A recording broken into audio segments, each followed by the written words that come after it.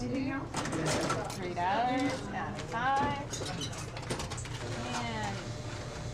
And thank you.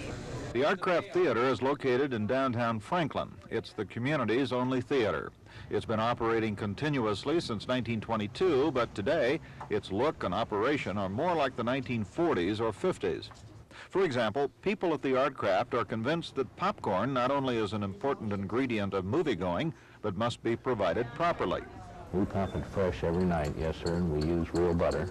Ticket price 7 days a week is $1.50, and most of the patrons know the man with whom they deal, the manager, Reg Hartman. I greet everyone at night and when they come to the movies and try to say goodnight to all of them when they leave.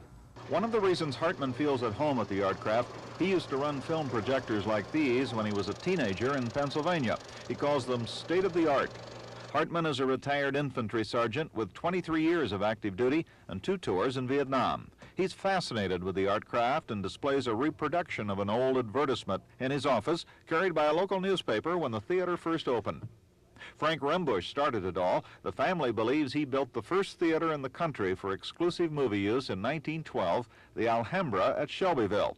At one time, he owned 33 theaters, several in Indianapolis, including the old Ohio, where this picture was taken with his managerial personnel.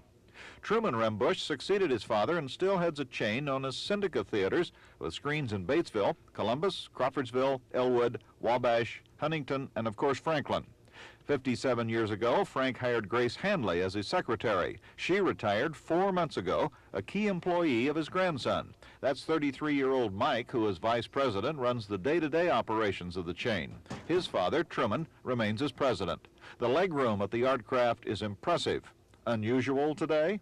We find in most of the multiplex theaters and the shopping malls that it is. The space they need in order to turn an audience, they have to cramp the seats in a little tighter in order to get a gross. Mike is convinced that a lot of people still like to go to a movie theater, though he agrees most of them are young. I don't know any kids, even today, who want to sit home with mom and dad on Friday night, especially if they have a date, and watch a videotape on television with mom and dad. They still want to get out and have something to do. And I think the theaters, especially in our smaller towns, give them that opportunity. Rembushes have fought many battles to stay alive in the business, striving for an equal break with large ownerships. They still don't think they have equality when it comes to acquiring films, but they try to make up for that by maintaining an approach that has been lost in many businesses, service to the customer.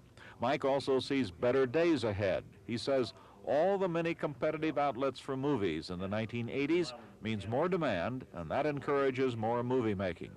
I think the day of short supply of motion pictures is almost over. I notice in Variety that there are a number more pictures being made in 1984 than there were in '83, and actually the ancillary markets have really helped us in this respect, in that it creates 3 or 4 other markets for that picture. They have a lot less chance of losing money on a picture today than they did before all these other markets became available.